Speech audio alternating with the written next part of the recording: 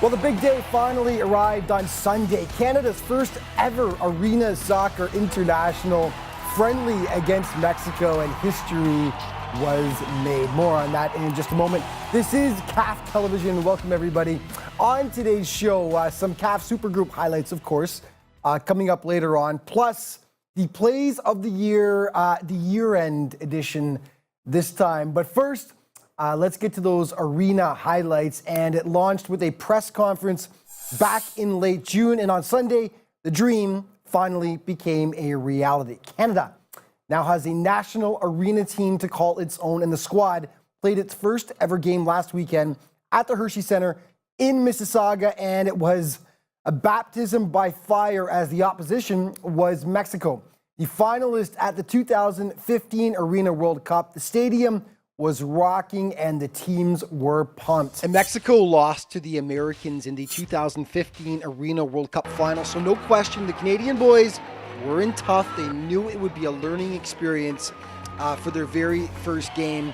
Over 3,500 on hand at the Hershey Center. The atmosphere was electric, and just seconds after the opening kickoff, Mexico demonstrates the nuances of the arena game. The trick shot off the glass fools Josh Lemos, nearly goes in. First shot on goal in Canadian national team history comes courtesy Luis Roca. Easy stop though by the Mexican keeper. Now Josh Lemos was tested early and often, as was expected.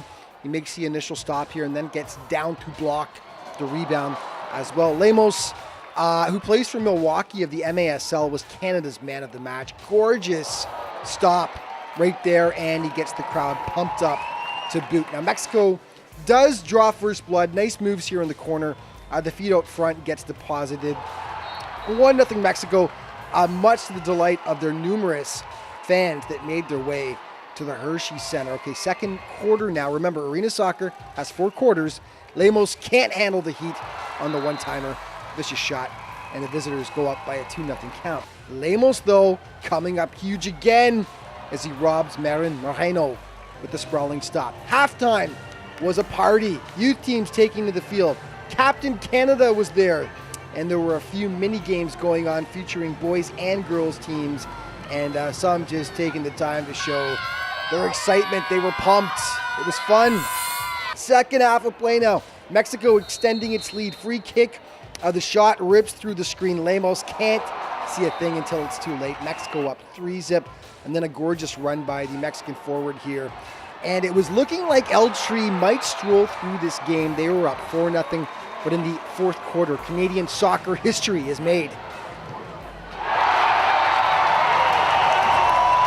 Ian Bennett scores the first ever goal for the Canadian arena team, and the crowd was deafening. That made it 4-1. Soon after, Edgar Bartholomew goes to work.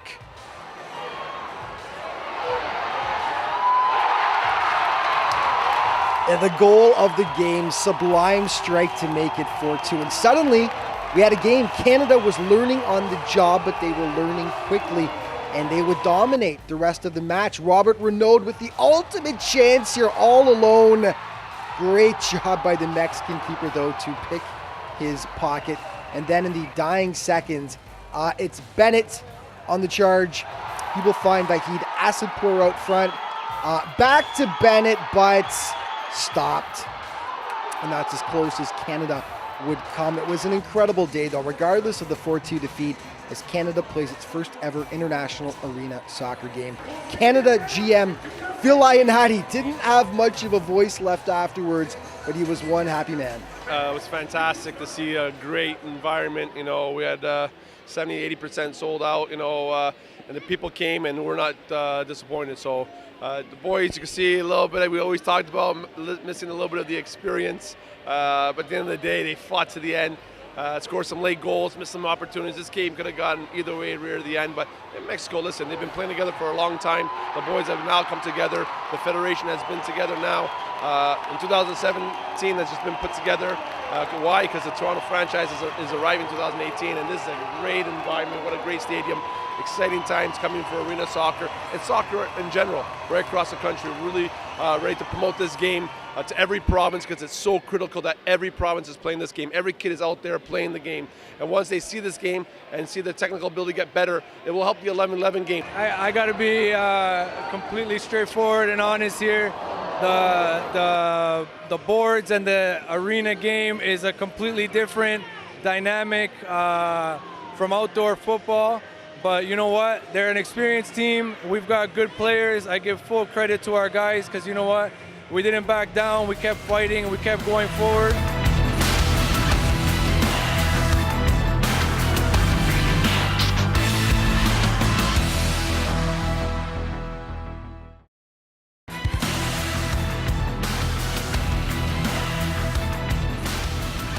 Welcome back to CAF Television. We're going to take you right back to the Canada-Mexico event from last Sunday now. There was so much going on in the first ever international arena friendly for Canada. And here's a few more sights and sounds from the historic day at Mississauga's Hershey Centre.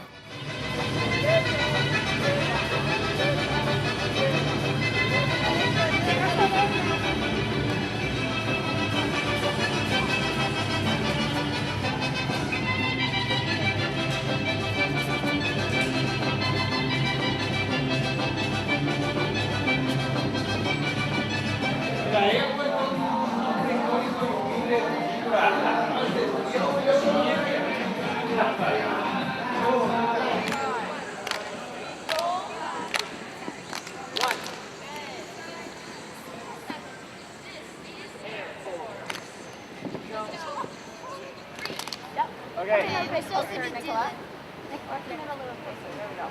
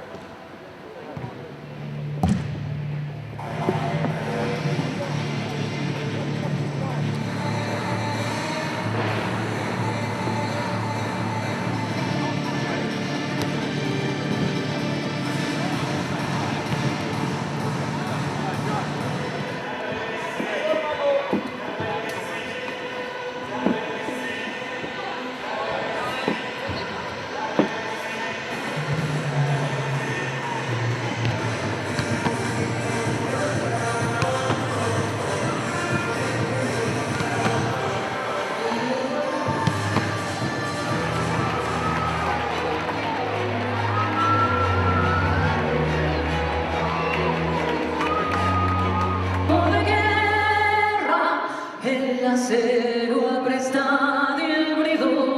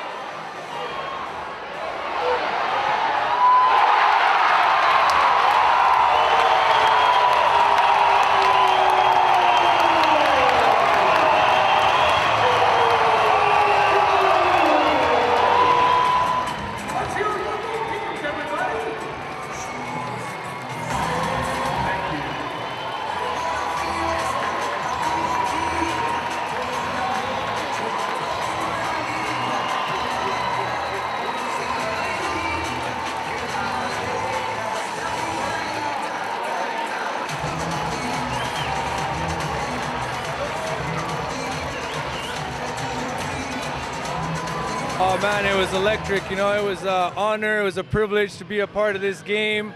You know, the first ever Arena national team game, to be a host of an amazing, experienced team like Mexico. And, you know, the people came out. I think for our first game, we delivered a good show. And it's very exciting to see what's going to happen next year with the franchise team joining the MASL. I mean, it's absolutely amazing to be here in front of a home crowd. The crowd was absolutely fantastic. The game was really exciting, and it's just amazing to see this sport grow. The guys gave it everything they had, you know, and just the excitement to the game together just made everything just much better, you know. We worked hard, but they worked a little bit harder. You can tell the difference of experienced players like Mexico team. But we give them a fight, and we're happy with the way we face the game.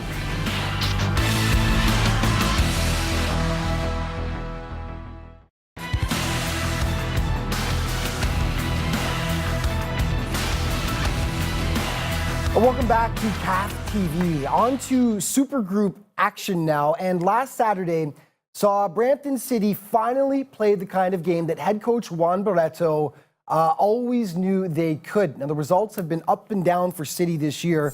There's a lot of talent there for sure, but they haven't always played up to their potential.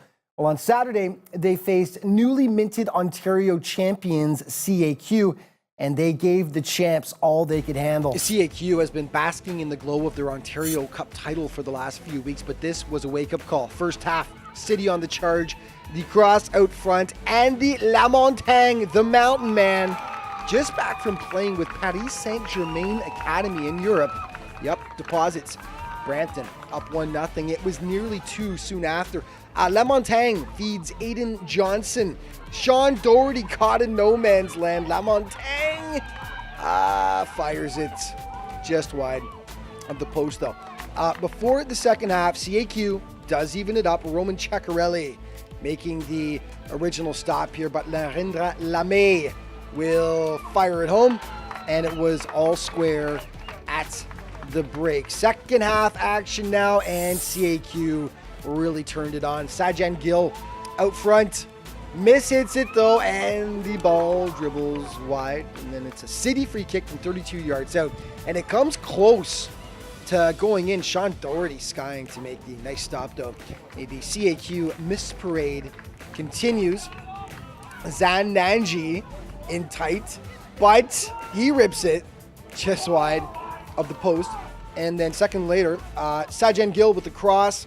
Robert Bafia, open net, can't get it to go though. And the CAQ parents, I'm telling you, they were pulling their hair out in the stands. But finally, they would break through. Gill again with the cross. Kabir Kahal with a bit of a knuckler that beats the keeper, and CAQ jumps out to the 2-1 advantage. One last good chance for Brampton.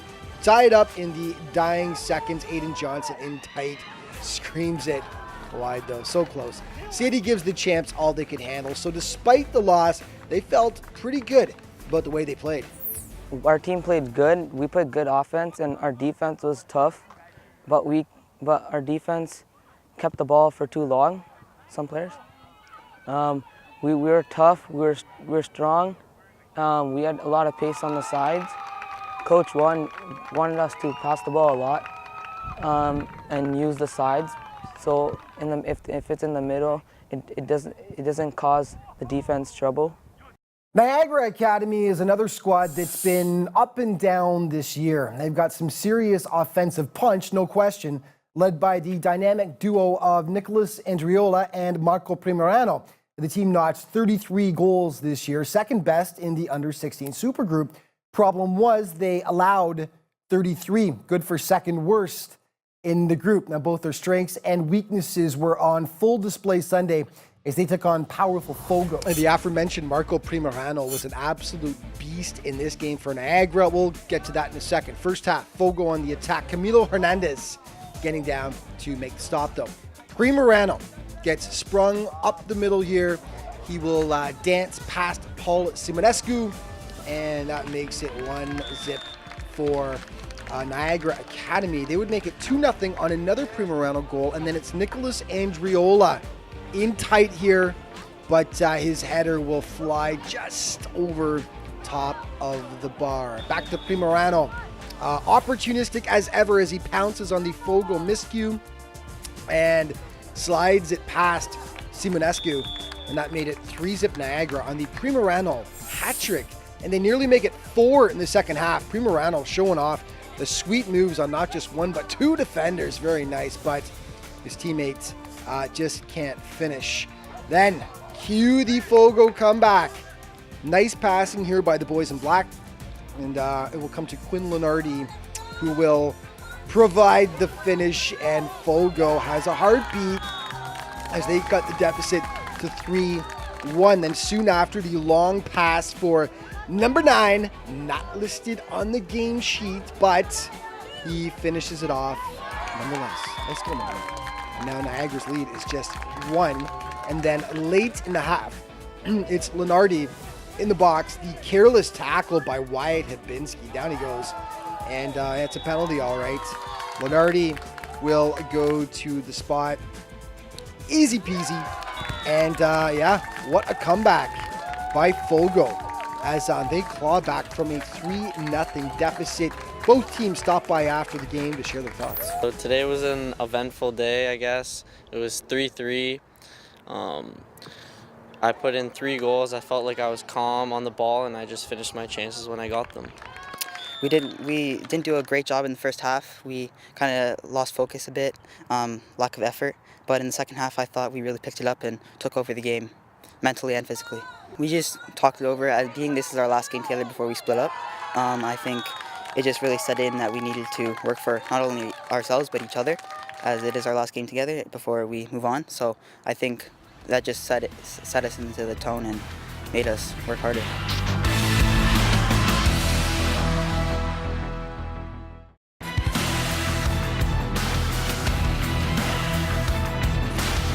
Welcome back to CAF TV. So this is it. Supergroup play has mostly wrapped up, and we've got roughly 4.5 months of footage from which to draw from. It's time to take a look at the best of the best, the top plays from the CAF season, and the plays of the year.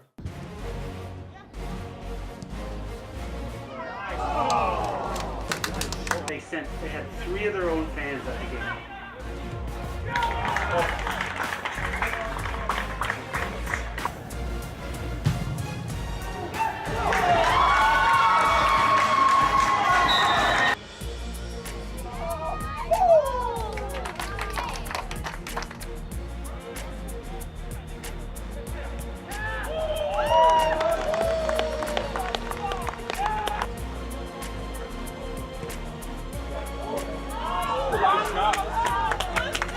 To try to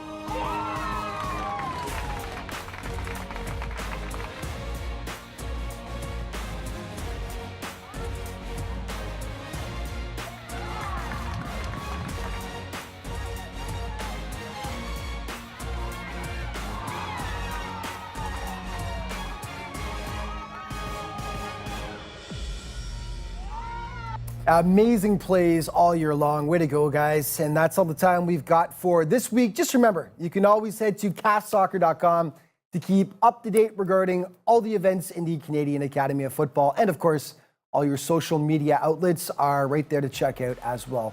Thank you so much for watching. We'll see you next week for more CAF TV.